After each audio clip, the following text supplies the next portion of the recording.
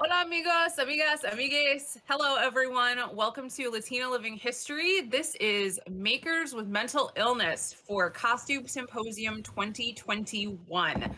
I am Katie, in case this is your first time visiting this channel. I am Latina Living History.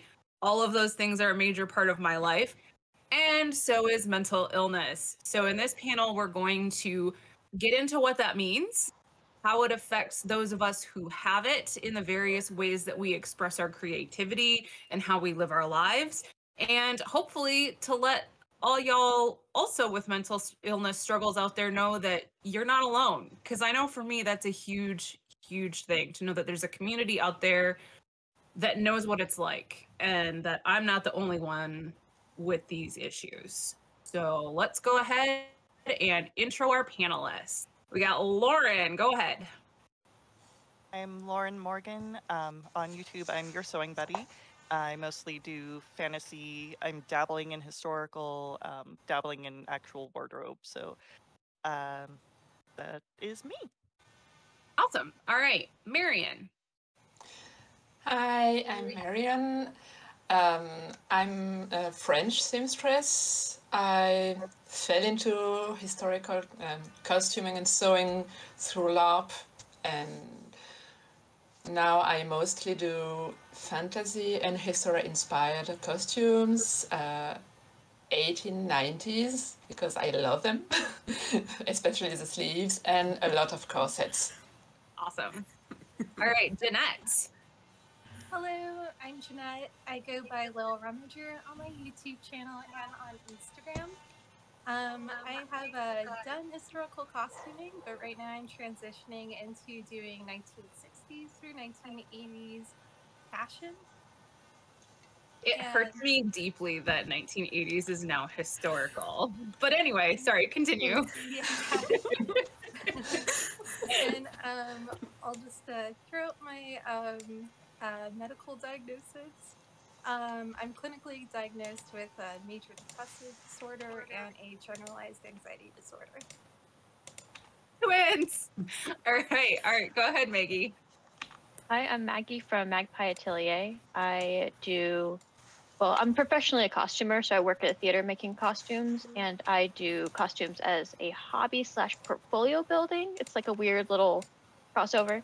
But I do just about everything from cosplay, fantasy. I've been on a historical kick recently. I even make my own clothes, so it's a big mush of like I just fiber art. That's what I do. Awesome. But, Very cool. I have been diagnosed with ADHD primarily, but an attentive type. But I have social anxiety, very severe, and I have depression. Those have been my diagnosis. I didn't get diagnosed until 18. Oh, wow. Okay. Yeah. One of the things that we definitely want to talk about is there's so many circles in the Venn diagram, and there's so much overlap between neurodiversity, mental illness, all of that. Yep. All right, Cela, take it away. Hi, I'm Cela. I am non-binary and I use they, them pronouns, and I have been sewing since about 1994. And I started sewing primarily to make costumes. So I started with science fiction and fantasy costuming. I went to cosplay, and now I'm doing more historical stuff. And I also have generalized anxiety, and I'm on medication for that, and it is fantastic. Yeah. I also have seasonal affective disorder, which mostly hits me mid-February to March, and I cannot remember a single March of the last 25 years. It's great. Yeah. I personally have depression with a side of anxiety, and at the time that we're filming this, I am in the middle of some sort of mental breakdown with the symptoms that go along with it. So very high anxiety. I might dissociate at 3 p.m. Don't know, not sure. That's happened a few times. There's a lot going on. So this is very timely, but also very awkwardly timed. It's like, wow, okay, wow, great. Like that the church bell started ringing. Yeah, I know. That's me. Very real. Closing the window. No problem.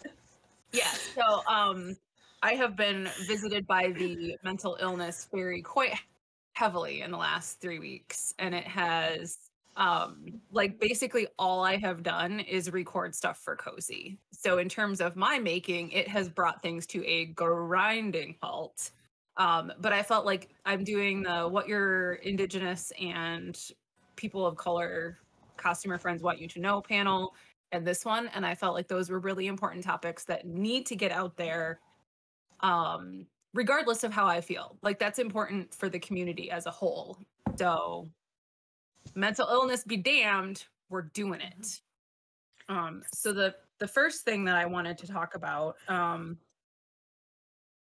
how does your mental health affect your creativity? Like, you know, obviously we all make stuff. Some of us do it for a job, some of us do it for a creative outlet, but as we all know, mental health and mental illness, two sides of the same coin, are our lives. Like that's the framework that defines, and I don't want to say that our mental illness defines us because we're so much more than that, but it does dictate a lot of times what we can do and all of that. Like, you know, I know some of you have children and some of you have businesses and some of you have, you know, full-time jobs that aren't costuming. So how does that affect you as a maker?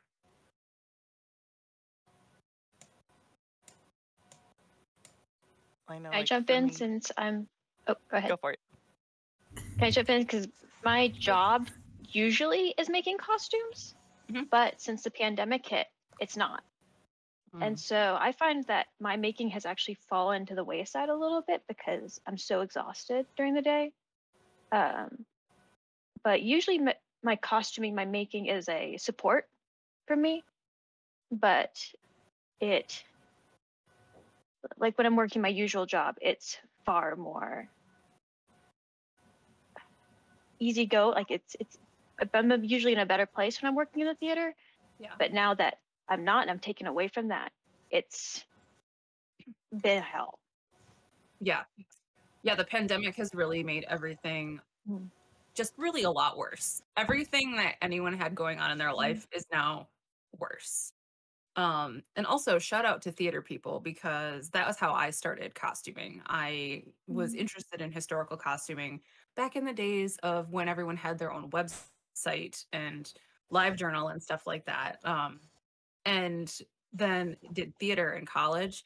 And the theater people were some of the most supportive and formative relationships in my life. Yes, So I can imagine, like, if you work in that and you're thriving and then that goes away, that's huge. and I worked there since I was 15, and I'm 22 for context. That's So a long time. Yeah. I've lived there. I basically grew up in the theater, but I got to work a ballet in the spring, and that was just like Oh, that's amazing. so good. I'm so glad. That's good. But That's really I could definitely tell the difference in me when I'm not working shows and I'm not working theater, and when I'm working as a daycare, basically a daycare teacher assistant. I can tell the difference in myself when I'm not in the theater full time. Yeah. Finding a healthy environment for job and day to day is huge. Part of why I am struggling so hard right now is that there has been some workplace shenanigans that I'm dealing with, and that sort of kicked off the level of symptomology that I'm experiencing. And I'm working on resolving that to hopefully feel like myself again. Like, I am very, very, very fortunate to have an incredibly supportive partner who is in fact filming this right now. Hi, Rich, I love you. But like, I don't know what's real and what's not real sometimes. I like, am I overreacting? Am I being paranoid? Paranoia is one of my symptoms. Like, am I acting crazy or is this normal? Am I overreacting or is this really fucked up? Like, what am I doing? So I have that person there that can be my reality check, but not everyone has that. And that's terrifying. What about you guys in the top row? Like, I just had a child in January, so that's eaten up a lot of what would have been my costuming time. And, you know, my channel's been on hiatus since May. Like, I was my last video there was the short saying, "Hey, I'm gonna take a month off," and now it's August already. But yeah, it's like this first year, every time I try to get a routine, because like my life has to be by routine. There has to be a schedule to it. Otherwise, nothing gets done. But as soon as I get that figured out, he's changing his nap times and changing like how he sleeps. So trying to work around that has been really tiring, but very worth it. I do have a commission that I'm working on right now. It's just taking a lot longer than I thought, and I feel terrible about that. But luckily, the client is super sweet and understanding. So yeah. Otherwise, as far as the creativity goes, like I have anxiety, depression, ADHD. So with that trifecta, like there's always that, okay, I really want to make this. Do I really want to make this, or am I going to start it and then set it aside forever? Do I actually have the skills, excuse me, to do this? Do I have the confidence in myself right now? And is this a case where I feel like I'm not confident, but really I could do it and I'm missing out? So it's just all of that plus baby is, Yeah. it's a thing. Yeah. Yeah. And the whole changing routine thing is really rough. And like he's a baby, so he's growing and his needs are Right. changing, but also Yeah. like you're like, I just need a schedule, please. Just Please, I just give need a me schedule. 1 hour. 1 hour Yeah. where I know you're gonna be at sleep. Yeah. But like they don't speak English real good at that age, so We're trying sign language, but he's 7 months old, so he doesn't really get it he yet. he did the little bean. Yeah. It'll happen. It'll get there. That part will Yeah. definitely get better. He'll figure it out. But yeah, it's extra hard when they're teeny tiny. Yeah, first year is rough. Yeah. Yeah, you have 2 kids, right, Marion? Yeah, but they're bigger now, so they can handle themselves and help with the cooking right now. That's good. Yeah, one of the things that Marion has talked about is having to check on her kids to make sure they're not reading after bedtime. So they still don't want to sleep. They still don't want to sleep at that age, but you know, at least they're self-entertaining. Yeah, I mean, right now they're on vacation, so if they want to stay up until 3 o'clock, that's their problem, not mine. Yeah. I won't stay up until 3 o'clock. No, I am an old. I do not do that. And sleep deprivation makes everything worse in my brain. Yep. Terrible for me. Yeah. So how do you find that balancing all of that, particularly like we're talking about kids right now? How does that affect your ability to make things? Yeah, it's been rough. I mean, my first rodeos with mental health, my first big rodeos with mental health were kids related. I had postpartum depression with my first kid and prepartum depression with my second. Oh no! Great! Thanks! That's awesome! That was wonderful! Now I have depression again. Great.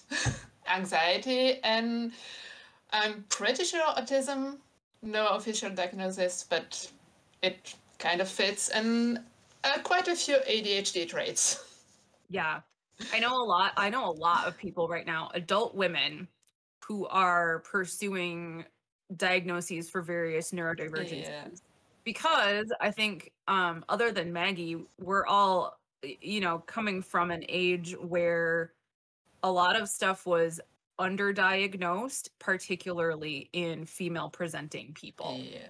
And so ADHD, autism, a lot of stuff just didn't get caught because it didn't look like it did in men, which a lot of medical stuff does that.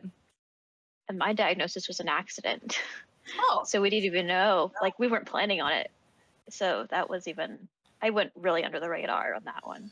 But my whole family's neurodivergent or has some other, qualities that it was just like, oh, that's normal. What are you talking about? Yeah. Well, and some of it is that you grow up in a family and they have their own way of doing things. And then you get out into the rest of the world and you're like, oh, they're different. Everyone doesn't do that? Yeah. Oh, When you were okay. homeschooled and didn't go to like see your peers at different, we were all kind of weird. We were like, that's Yeah, fun. like I went to a private school, so my graduating class was 30 people, 32 people, something Wow. small. And so, you know, looking back, like we all probably needed diagnoses of something. We had people with eating disorders and people with depression and people with suicidal ideation, and like Yeah, like, where was the help? It was not there. I didn't see a therapist or get a diagnosis till I was 34. So that's Me too. Yeah. I got a therapist this year at 34, and it Congratulations. is fabulous. isn't Like, it? when I started feeling like actual shit on fire, the first thing I did was email her and be like, "Hey, so here's these symptoms that I'm having, and I don't know what to do with myself. Help me, please." That's what they're for. She was awesome. She was great. Shout out Ashley. You'll probably never see this, but you're awesome, and I love you. All right, so Jeanette and Cela, we've kind of been talking a lot, and I know you're both a little more observant types, but I do want you to feel like you have a place to talk here. So please feel free to jump in. How dare you call me out like that? Sorry, I just got a thunderstorm going on here, so you might hear some background noise from the weather.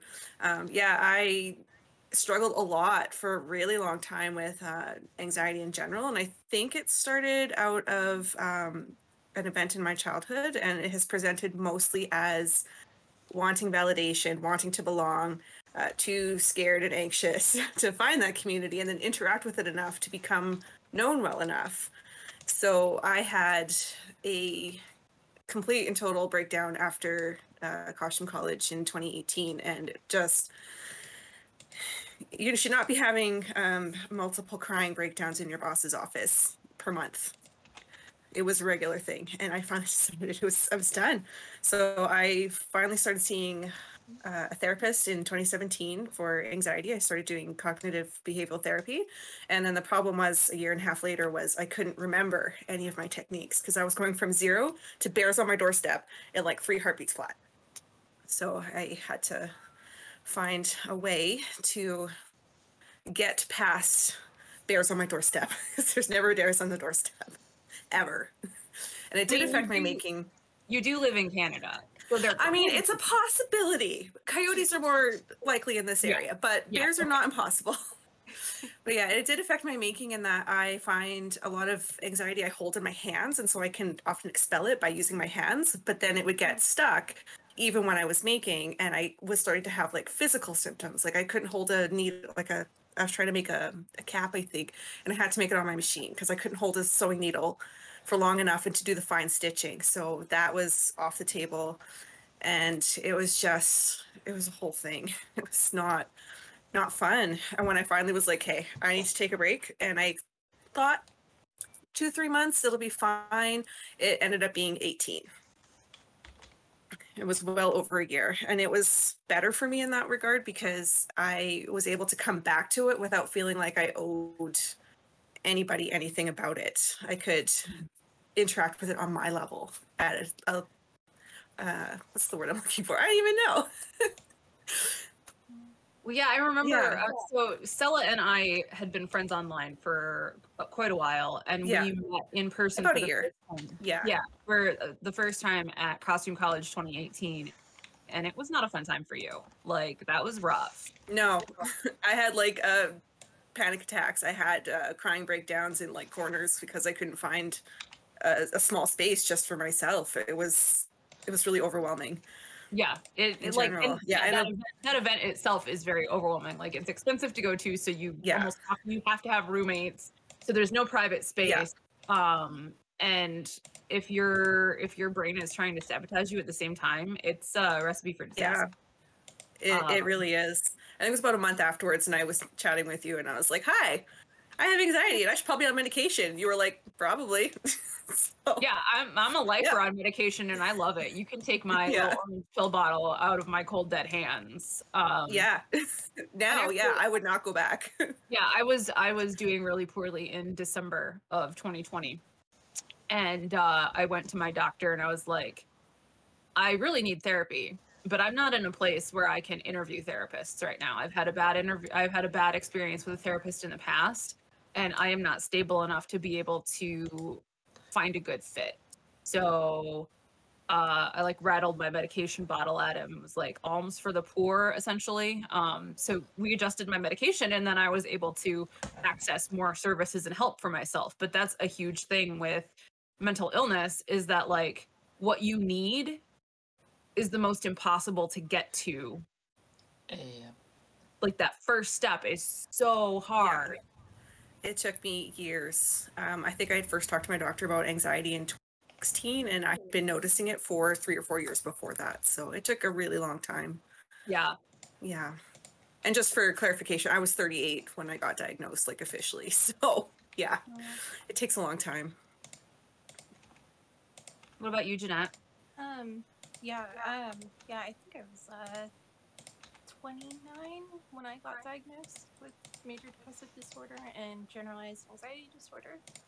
I know for me, with how my mental illness affects me, making anything, I've actually recently been trying to get out of a depressive episode.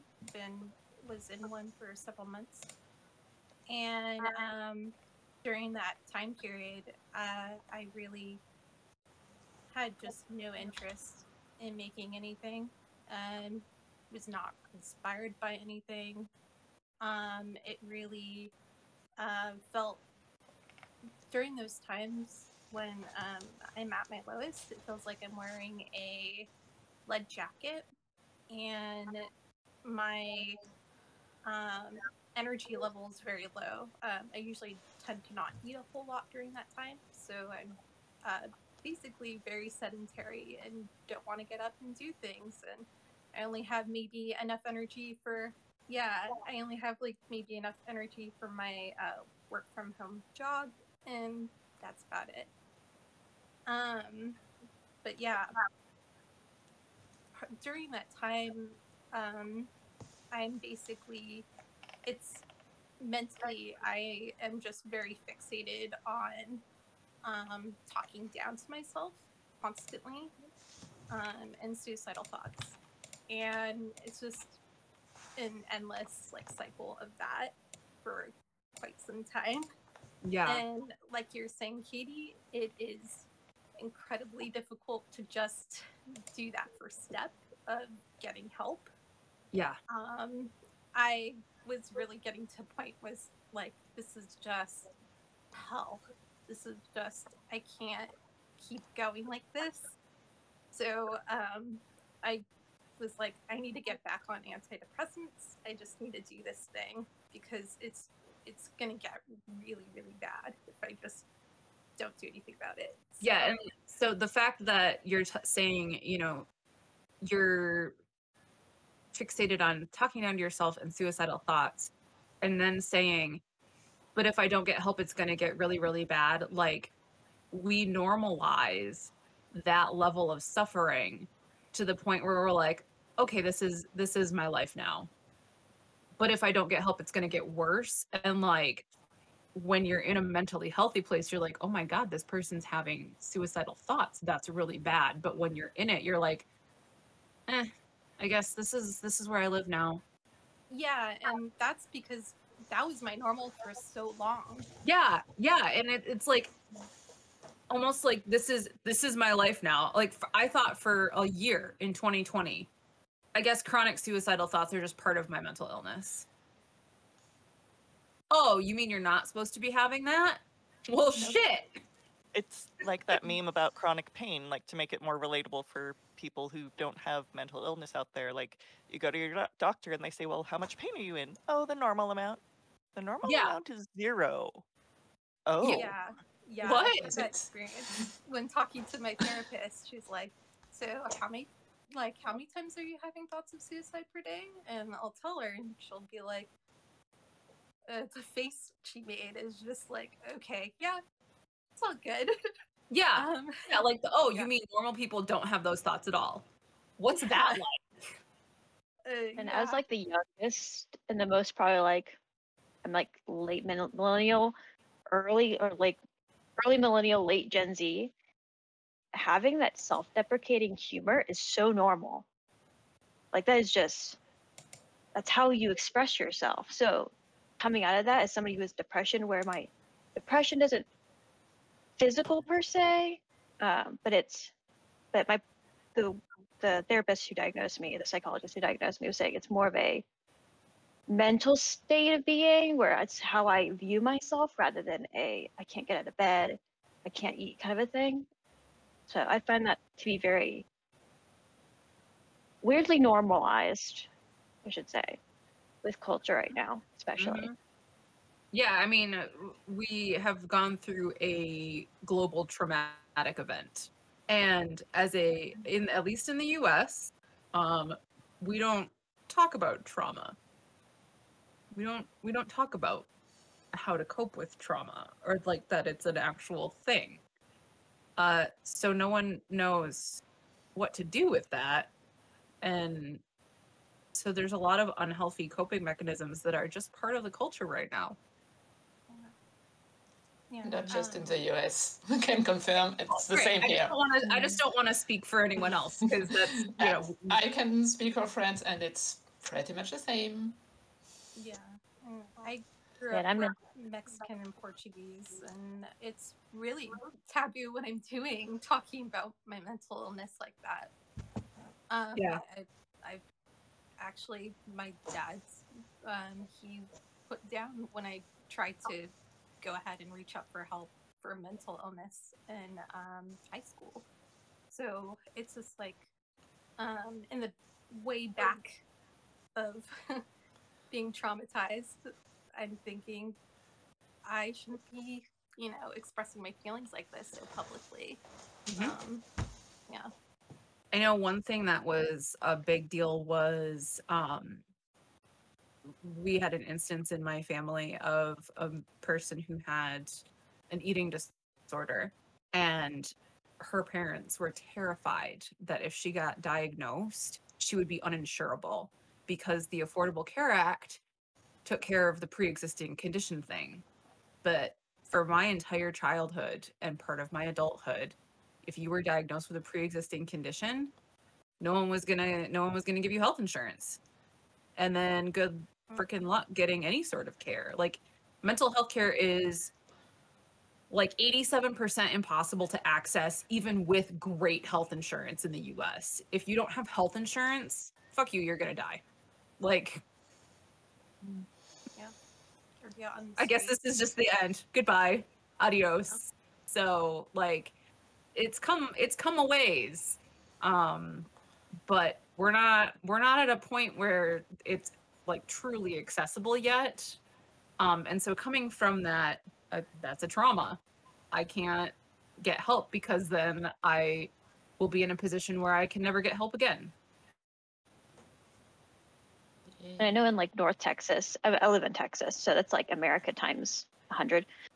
It's very much like a pull yourself up by your bootstraps kind of a thing, where it's like, yeah, you're struggling, but you should be functioning normally anyways. Like, what are you talking about?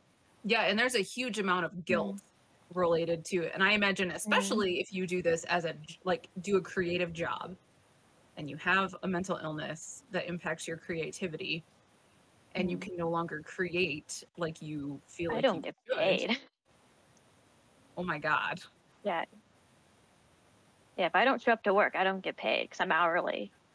If I can't take days off because I'm hourly, and union protects you a little bit, but even then it's just like, they're more protecting you from your job causing issues on you physically than mentally usually. Yeah. So there's a huge amount of guilt in our culture here in the US, at least. I imagine because we live in a capitalist hellscape that it's true of a lot of places. That no one, like, what are you doing? You can't have mental illness. You have to contribute to society. How dare you? And how dare you need help? Especially if you work a job like mine, where 12-hour days for a week or two is completely normal. Like, we've joked about, and not joked about, just getting a cot and staying over at night, because our show opens in a week and we have half the costumes on, not finished, but we can't afford more help. So it's one of those, like, you gotta pick one. I'm working during the day and I'm working a show at night at 2 different locations. Like, yeah, it's no wonder I'm completely dead to the world for like weeks on end. Yeah. Especially around Christmas. Oh God. Yeah. On a similar vein, I find that I used to clothing retail, and it was my schedule like 7 a.m. to 10 p.m. and that completely killed any creativities, because you're always trying to catch up and trying to like recover some of your energy. And then I worked in a place that was in entertainment, and they would often pull, especially towards the end that I was there, was ridiculous. Like, people were like, oh, I'm really gonna have a nap in the office, and I was like, you're joking, right? And they were like, haha, okay, bye. And it was just ridiculous. I was in a supporting role, so I was able to leave every day at the same time, but they were not. Yeah, it was, having a schedule is so important sometimes. Yeah, and a schedule that leaves you time for whatever self-care tasks that you Yeah. need. Yes. And the energy for it. Like, one of the symptoms that I am currently having is extreme fatigue. And so during the worst of it, I'm looking through my computer at Rich. If he didn't choose what we were going to eat after work at night, I wouldn't eat anything. Yeah. I would just come Eating home is the hardest thing. Yeah. So many nights I'm like, I'm just gonna make a bag of popcorn because it's easy, it's fast, it's gonna fill me up. It's not healthy. It's popcorn, but my tummy's gonna stop complaining. I don't enjoy this part of adulthood where you have to choose what you're gonna feed your meat suit every night for the rest Every of your life. single day. And it keeps needing sustenance. Like, I didn't sign up for this. No. I just learned of the glorious thing of Trader Joe's Minute Meals. They actually taste decent, and I can just like pull one and stick it in like the toaster oven or something, and then I'm done. And I'm sustained, and my partner doesn't get upset at me, and I can move on to the next thing.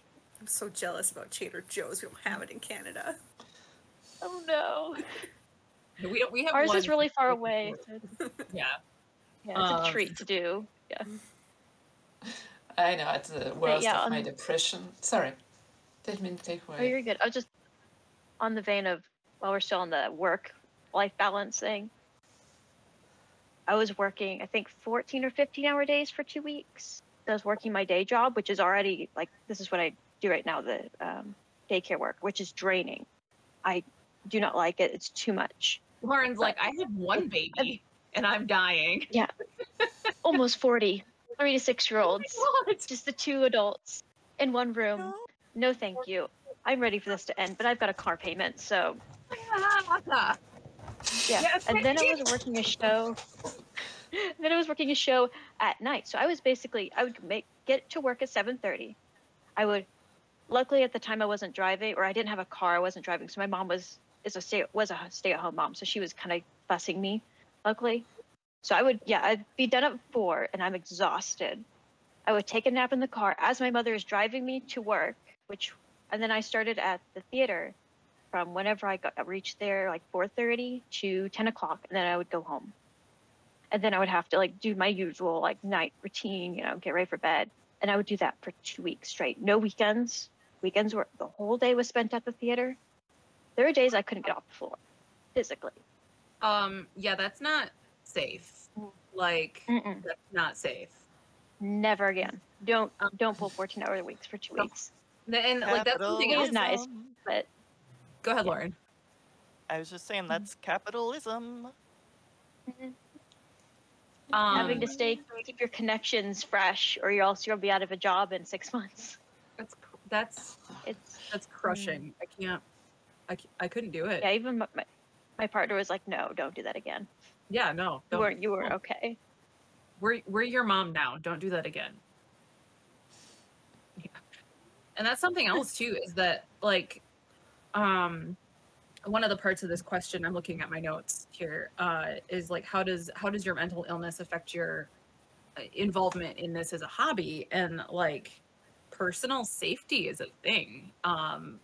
Both Rich and I have, my husband, have gone through various parts of having mental health issues where we weren't safe to drive. Like, I've had to go pick him up from work, or my parents one time went and picked him up off the side of the road because he was having a panic attack while driving. And he called me and I was like, you need to pull over right now. I did not go to a sewing day with dear friends of mine 3 weeks ago because I started getting ready and I turned to him and I was like, am I acting crazy? He was like I was having mood swings and outbursts, and I could tell that something was off. And I was like, I can't drive. It was like 2.5 hours away. I'm like, I can't drive 2.5 hours and risk having a panic attack on the road. Like, this is not safe. I can't do this. That weird intersection of like FOMO and trying to not disappoint people. Yeah, and like, events is the worst. I It's haven't really seen these hard. people all Yeah. winter because we didn't have the vaccine and we couldn't get together outside. And like, so you then have the isolation component, but like, I can't drive 2.5 hours not knowing if I'm going to fucking black out at the wheel. Yeah. And that anxiety of doing that doesn't help the situation at all. And like, I could Yeah, and barely the get next minute you're just barely get it done. together to pack my stuff to go. Like, I should not be on the road. I could kill myself or someone else, which is worse, in my opinion. Which goes to show how bad my mental health is, because that was a suicide joke and I thought it was normal. Like, this is the inside of my brain, and it's horrifying that this is normal for some people and we never talk about it, which is why we're talking about it. That was kind of how I started pursuing a diagnosis too. Was I was at an event, I was getting ready to drive, and I was just like, I hope I crash my car and die so that I don't have to. I just bought my car. It wasn't even just over a year at the time, so I was like, I don't want anyone else to have to deal with this. Like, I hope I don't have to deal with it if that happens. And I was like, that's not really normal, actually. Yeah. So when I went, your brain will spit out a thought and you kind of go, yeah. Use you? Yeah. It was, yeah. And so when I went to the therapist and they were checking off my boxes, like, have you had suicidal? I was like, I wasn't going to do anything about it, but yep. Yeah. And like, that's the thing, is like, I have promised my best friend that I am not going to die at my own hand. I know I'm not going to do it, but that doesn't mean the thoughts aren't there. And that doesn't mean that they don't make perfect sense. That's the scary thing, is that when you're in that place, it's logical and it feels like the right thing to do. Yeah. It makes perfect sense. And I think a lot of people don't understand that. I got into it with someone who had a family friend commit suicide, and they were like, it's so selfish. It's the most selfish thing that you can do. All the people left behind, blah, blah, blah. I'm like, you need to stop right now, because for that person, that was the only thing that made sense for them to do. Mm-hmm. People don't do that unless it makes sense to them. So you need to step the fuck off this person's dearly departed tits and take a minute to consider what hell they were living in to make that make sense. There was another time I was walking across a large bridge here that is unfortunately known for people to commit suicide from, and my body at the time, I was in a good mental place, and my body was like, oh hell no. So when you're in a good spot, your brain generally is very good at protecting you. But when you're in the sand, you're in the quicksand, you're in the swamp, whatever, and it's just dragging you down and dragging you down and dragging you down, and then finally you're just like, you know what? Maybe I can do that after all. Yeah. Your sense of self-preservation goes a lot to overcome that.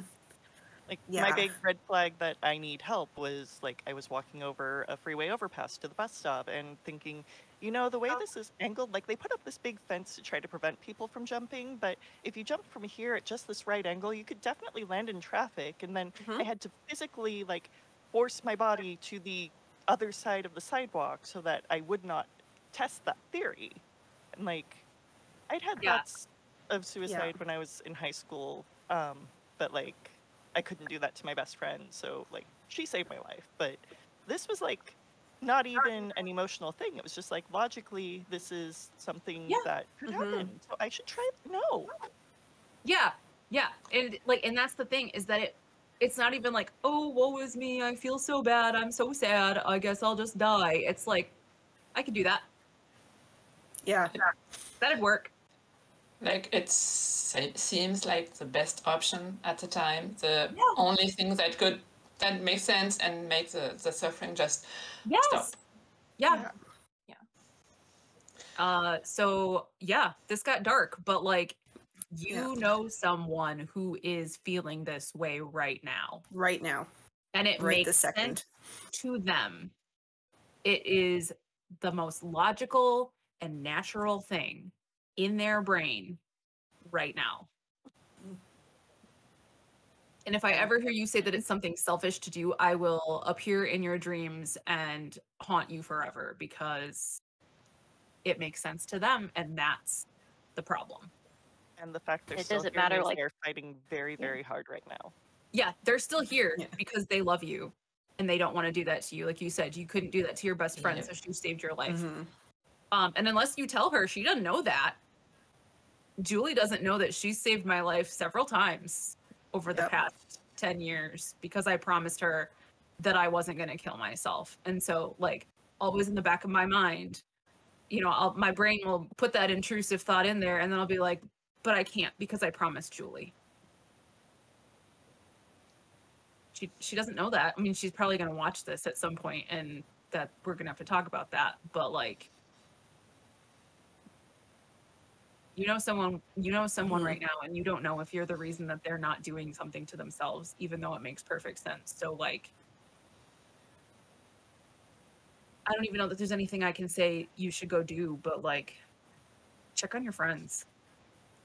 Like, it's it's incredibly at least for when I'm suffering from depression, it's just incredibly isolating, and you don't feel as though you can really want to reach out to someone to tell them what you're going through, for various reasons. Like for me, I feel yeah. like burden or failure, and it doesn't. I can literally think So- I should reach out to someone and stare at my phone and go, nah. I just dropped my phone. Like It just takes so much effort just to even like pull up their name and press the call button. Like it's those 2 steps and it's impossible. Yeah, and then like, what do you say? You're like, hey, doing bad.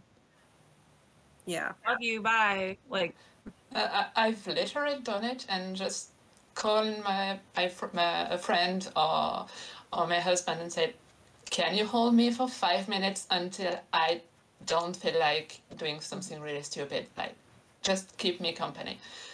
Yep. And it really helps. It does. Yeah. I mean, So if you know you have people you can confide those thoughts to, and that will stay here and like talk to you about whatever, just to let your brain a bit calm down and be like, Yeah. okay.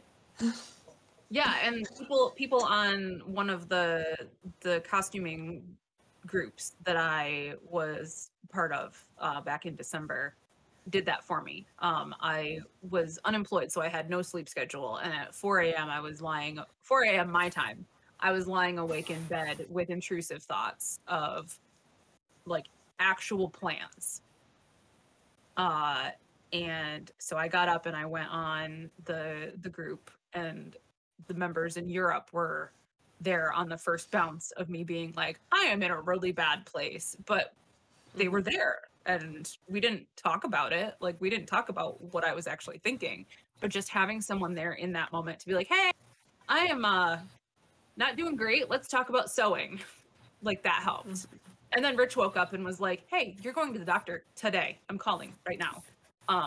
Because he saw what, like, I explained what was going on in the group and he was part of it. And he was like, get in the car. Good husband. Yeah, no, he's been awesome. Like, he's been taking really good care of my mental health, and snaps to you, babe. You're not on you're on this call secretly, but like, check on your friends, and particularly in our societies, life is not set up for single people. And so I had a friend one time who is single and living alone, and their prescription for antidepressants ran out, and they had been off their meds for a week. And at that point, you're dealing with withdrawal and your normal cornucopia of super fun, awesome symptoms. And so I was like, I'm in a good place right now. Give me your vital information, like the stuff that your doctor's office needs to identify that it's you, and your doctor's office phone number. And they had stupid hours that you could call, like while this person was at work. And so I called their doctor for them and was like, this prescription needs refilled and it needs to be refilled now. And so that was something that I could do, while I was in a good place that helped that person out. And so that, we've got the community supporting each other. And so, it's a relay, right? It's not a sprint. Yeah. This is something that we're going to be dealing with for the rest of our lives. Yeah.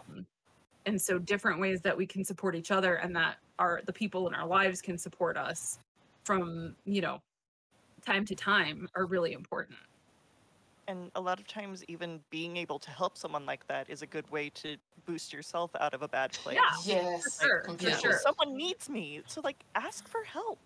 Like there are people Yeah. who need to help you.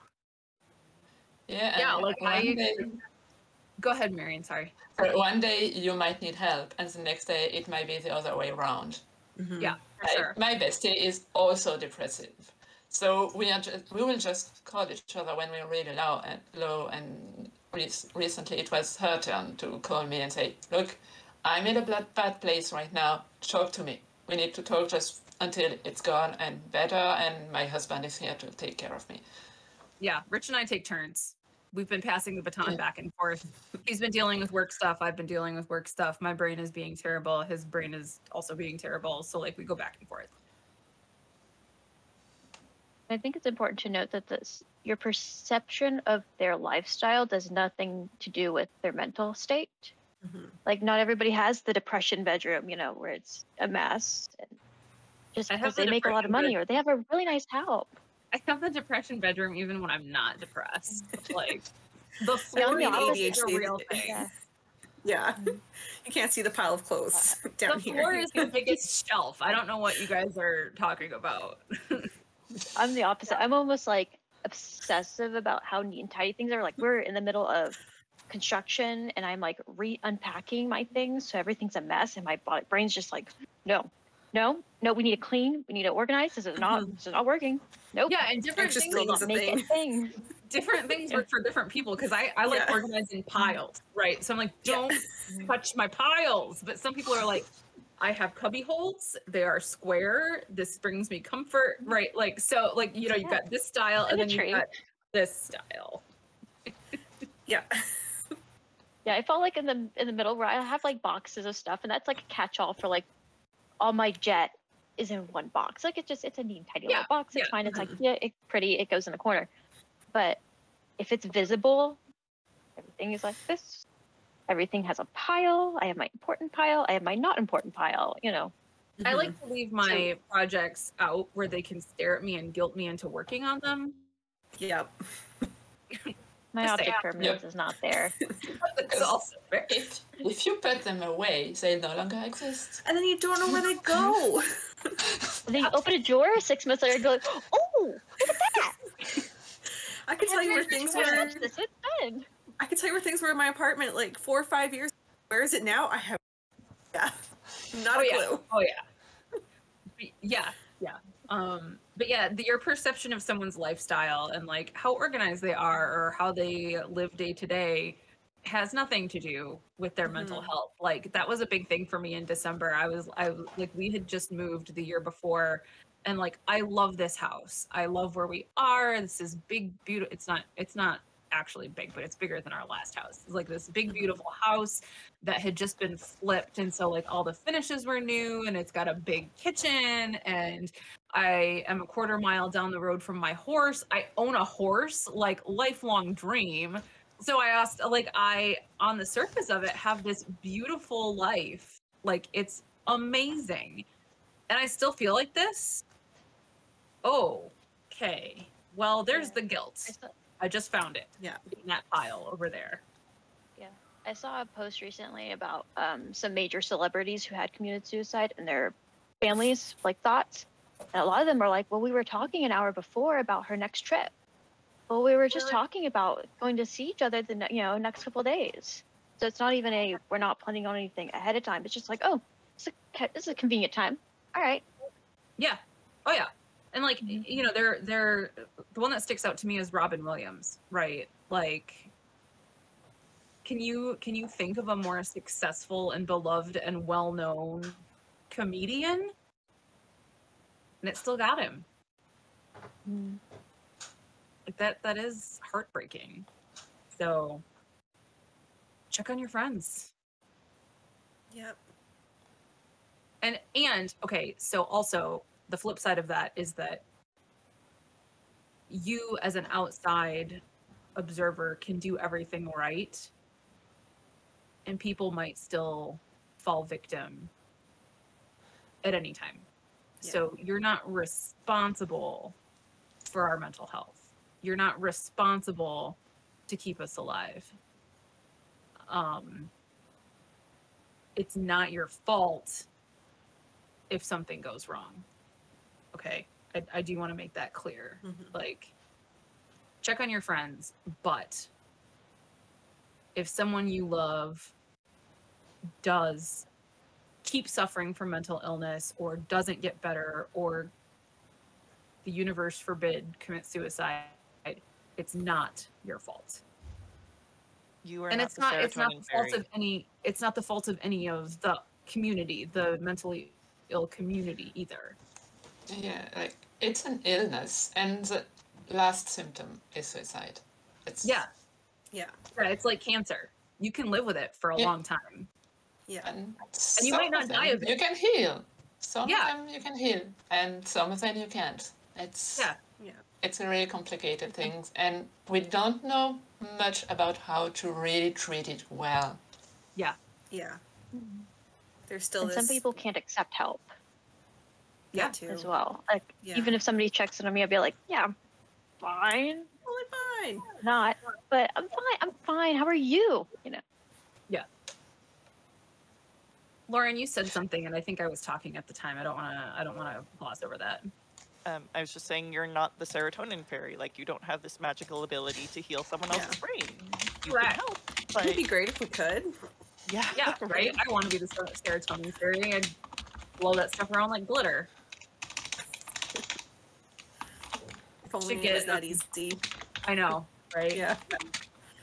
And then there's still this whole conversation about how mental illness it's a result of not being dedicated enough or whatever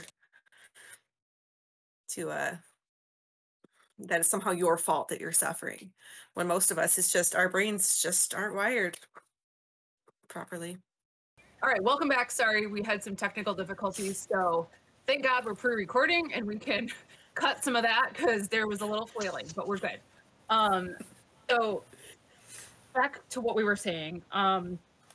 Involvement in the hobby. If you're doing this as a hobby, a lot of times the one thing that you'll do is go to events. Obviously, we haven't had that because the Rona. But I have found, and I think Cela can speak to this, instantly, that events can be really stressful. And it's really easy to get in your own head and to end up not having a good time. So what are some things that can help you have a better time at events that now hopefully we're going to be able to start having them and planning them again? Get vaccinated, kids and adults and everyone. What are some things that people could do to help those of us with mental illness have a better time, or what resources could they offer to be supportive?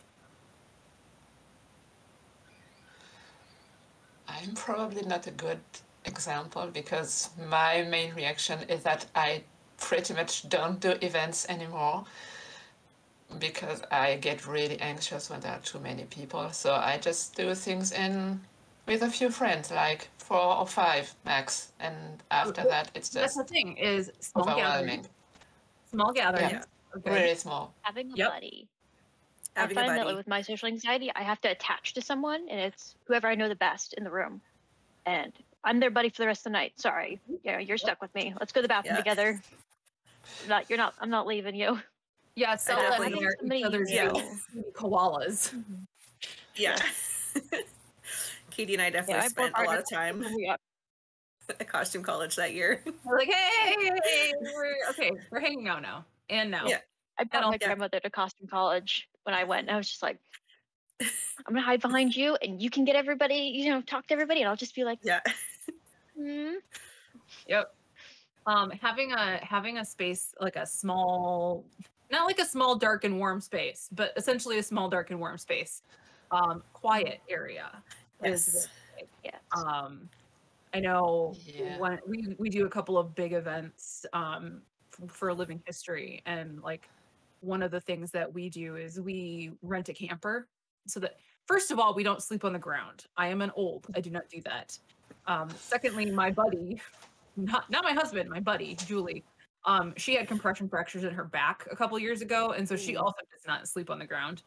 And also, if we have a camper, we have our own space that's not a tent in the middle of the event.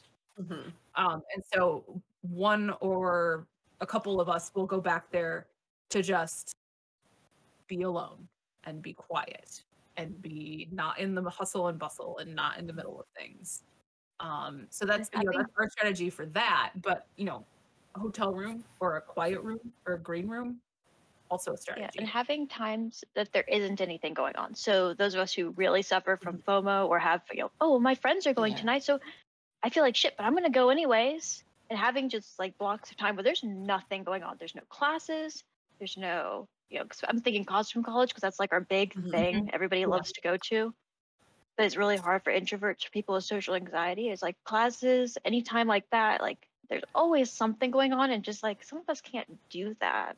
Yeah, saying no is really hard for a lot of people. So having built-in times where it's like, take time for yourself. Yeah. Do it. Go eat. Go take a nap. Eat a sandwich. Go be a vegetable for like an hour. Yeah. FOMO is a really stretch hour. I had those written down as well. Yep. I think sometimes if you do have like a green room or something, to have it like not so far away from the action that you're going to like have to spend a lot of effort to get to the room and then come out of it again. Like, I know costume college did have a green room, but it was like on the 18th. Yeah, and I was like, I just can't. Yeah, I just can't get myself up to the 18th. It's just too. Yeah, and it was in a room too, so it felt like I was intruding. Like it felt weird to me. That wasn't like in a classroom. Like it was. Didn't they rent out a room or something? Where they? I never even went to it. Like not like even once. Yeah. That's the gist that I got. There was like it was a hotel room that they were using, or like a space that, like a big hotel room that they were using. I was like, that feels weird to me. I mean, I'm sure it's fine, but like that feels like going to somebody else's house kind of a thing. Where I'm just like, hotel rooms are a weird vibe because it's like home, but not home. It's not home. Like I've been to some big especially science when you fiction. have new people. Yeah, a new people night. Yep. And maybe have like designated greeters. Who are like really social, really friendly, really. I'm the definition of an introvert. So, if you've met my partner Nicole, like Katie's met her, you can hear her from across the room. Yeah. And having those rooms that are like not sensory deprivation, but like sensory overload is really bad. So if it's like it has to be quiet. There's no headphones, there's no, music or stuff. If it's far enough away from the event so you're not getting like the chatter in the background. Because I know that for me is really bad. Because I get auditory, like my brain just shuts down. And it's like, you're talking to me. I know you're speaking English. I know you are. It's not translating for whatever reason. You hear is and you're like, yeah, what? and I'm just like, say that again, please. And it's really unsettling when you get to that point and you're like, oh, okay. But you may have a roommate that you're not comfy with. Yeah. Nod an awkward laugh, and then you get yourself in trouble because you don't know what they said. Yeah. Or like an hour later, you just go like, "That's what they said." Oh my god, I'm gonna go cry now. Go ahead. The answer to that was not. I think Jeanette That had a lag comment. time is awful. Yeah, I was kind of thinking something that would be helpful. I know sometimes I have issue trying to navigate like online community spaces and as well as like an in-person event. It's the trouble that I've had is just kind of really knowing who I can talk to, who is a safe person I can talk to just in general.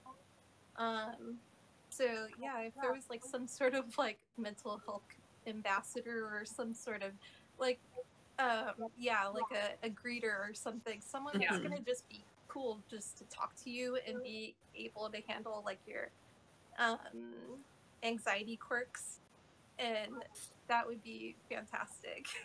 Yeah, that's a good point. Designated extroverts. That's a good point. And that online spaces can be really overwhelming too. Like I have a list of like 10 discords down the side of my screen right now, and Yeah. I am way more comfortable in those than a lot of people here. So you can come talk to me. Yeah, like, but also like again, small group chats are a good way to go with that sometimes too. Like I also Discord is overwhelming. It is. It can be, yeah. And I'm not even a group chat kind of a person. Like, even of my text chats for work, because we have a bunch that was like 10 people in it. Even that, I'm just like, I'll just sit here and watch your texts go, because I'm not replying to any of this. That's how I feel like some of the I know the costume one. That every once in a while, when people are like just talking, it's like, okay, I'm gonna go watch a YouTube video or something, or text my friend. I can't do this. Too much. Yeah, it can move really fast. And I'm not necessarily sure like how to like fix that other than just like it's a big group. So or having like channels that are like 10 max. The topic is, that's yep. Yeah, and like I'm interested in this because I actually am like a mod on a couple of the discords, but we all had to have a crash course in getting along online because pandemic.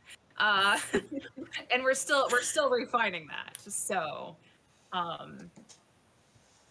yeah, I don't know. Maybe having on Discord you can do roles. So like having a ambassador type role, so that people can see, hey, I'm chill to talk about whatever if you're feeling anxious or whatever is option.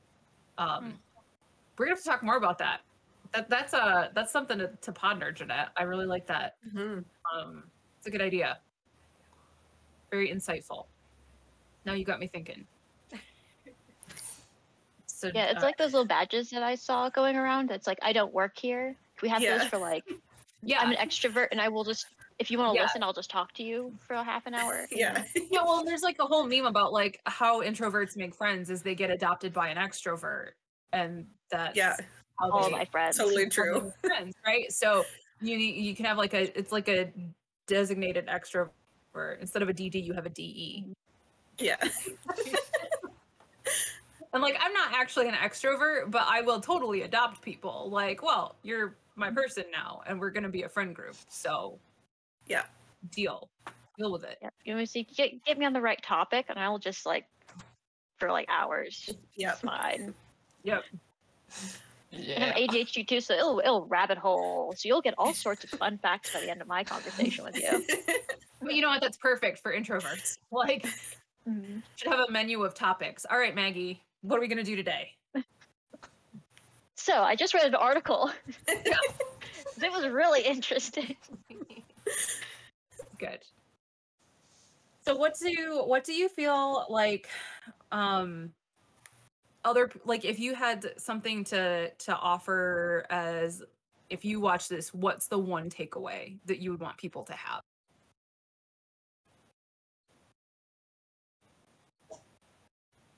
First of all, you're not alone. There's so many of us. So many of us, and we don't always talk about how extreme it can get. It can get real extreme. We understand. Yeah. So like if you think, man, I'm mentally ill, and that's really cool that you did this panel, but like you don't really understand. Like it's It's not mine is worse. I'm actually like worse off. And not like in a competition way, but like in a I don't want to burden people way. You're not a burden. And we've been there. I tried to drive my car off the freeway when I was in my 20s. I had a plan on how I was going to die in December.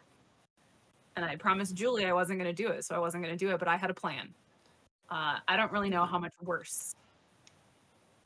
I mean, that's about as worse as it gets. Yeah, I don't know how much realer shit can get. And a lot of people in here were like, yeah, I get it when I shared that.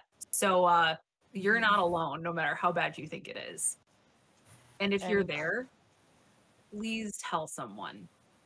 I don't know you, but I love you and I want you to live. I agree. Talk to You're me. so valued. We love so much.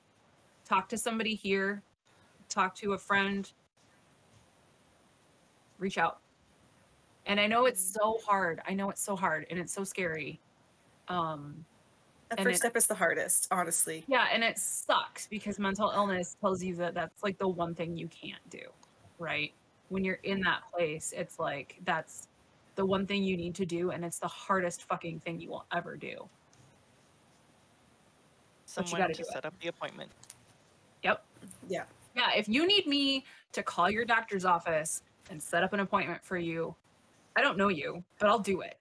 I will 100% do it. I make a great mom friend. My anxiety just cancels out when somebody else is like, well, I don't want to do this. I'm like, all right. It's the mom friend loophole, right? Like, I can't call the pharmacy to refill my own damn prescription, but I will make an appointment for you with a doctor, with a therapist, with a chiropractor. I don't even care. Like, if you're needing help, if you need ketchup at the restaurant, I don't care. I'll do it. I got it.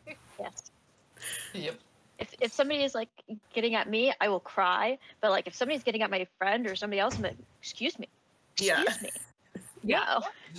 I will end you. Yeah. First of all, no. Second of all. Yeah. Yep. So I guess that was mine. Like, we love you. Reach out. And also, it's not your fault. Yeah. Like, I know the guilt is real, but it's really, really not your fault. And like, it's your brain is like a bit broken and it needs help. And it's like being kind to yourself is the best thing you can do. It's also very hard, and it's like training a new muscle. Yeah. But it's really... Sorry. You're good. Go ahead. I don't know what I wanted to say anymore, so your turn. Okay, sorry. But as a support person, you might not always say or have the right thing to say. Even if it's like the best thing to say, it might not work anyways. So yeah, don't worry you about just kind having of do the best you can. Just say something. You don't even have to say anything some days. Yeah. Yeah. Or nothing. Yeah, just be say there. watch. Yeah. So, I mean, like I said, sometimes the best thing you can do is exist. I promised Julie 10 years ago I wasn't going to kill myself, and she's still my friend. She's still around, and I'm still alive. So that's working. Don't compare yourself to what you see on YouTube, because that's edited and polished. And as you can see, we're all struggling. So, you know, your struggles are valid as well. And if you can do anything through those struggles, then that's a win. Did you feed yourself today? Great. Yeah. That's awesome. Did you drink something that, like, water, preferably? Also, go drink your water. Yeah. Hydrate. Unclench your jaw. Relax your shoulders. Yeah. Good point. Yeah. Oh, Social media, especially right now with the aesthetics, is so edited that you're never gonna know the person you follow's mental state on a day-to-day basis. There's moving boxes right over there. Okay, we moved in November 2019. I bought these shelves in July last year. Yeah, they went up 2 weeks ago. We're still winning. It's okay. Got there. Took me a while. Got there. There's no deadline. There's no deadline. No. And also, like, don't be afraid to speak about how you feel, because it might literally save someone's life. I know it happened to me because I have a friend who had depression before me, and that's how I realized that I needed help. And that's so. Yeah, people tell me that my willingness to talk about my experiences and my struggles have helped them realize that they need to also examine that part of themselves and then possibly pursue treatment and help.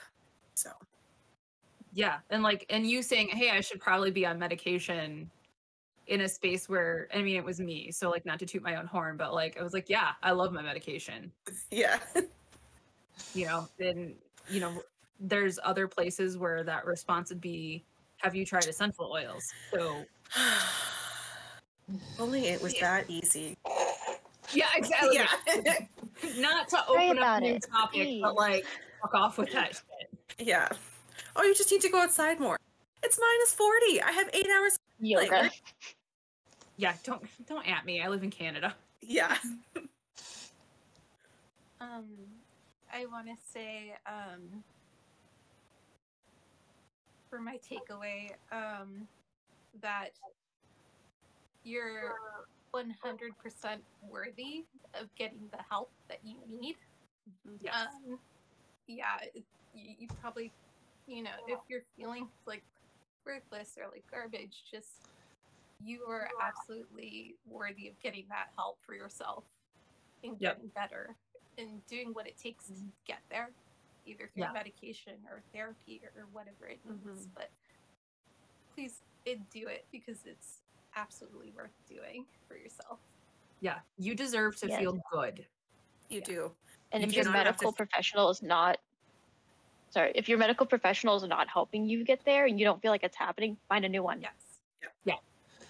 Or if you're getting bad vibes, you're just like, like I vibe with my PCP. Like she's great, she's wonderful, and I can just talk to her. If you can't just talk to your doctor like that, find a new one. And we'll help you. I'll call. I'll make calls. I'll interview doctors. Yeah. I might If you just feel like at 3, but you're worth it. I'll do it. you are worth it. Absolutely. Yeah. You don't have to bounce off the bottom and struggle your way to the top. There's help, and you're worthy of having it. Absolutely. We will deploy the mom friend loophole, even if. Oh yes, we will. And you deserve it. You deserve to have your needs met. So like, even if you have gotten help and you're in the process of finding medication that works for you or finding a therapist that you vibe with or whatever, you deserve to have your needs met. So like, if you need a small group get together rather than a big group together, great, we'll plan a picnic instead of going, you know, or like Cela, you and I had talked about this, like costume college is really big and overwhelming. It's very large.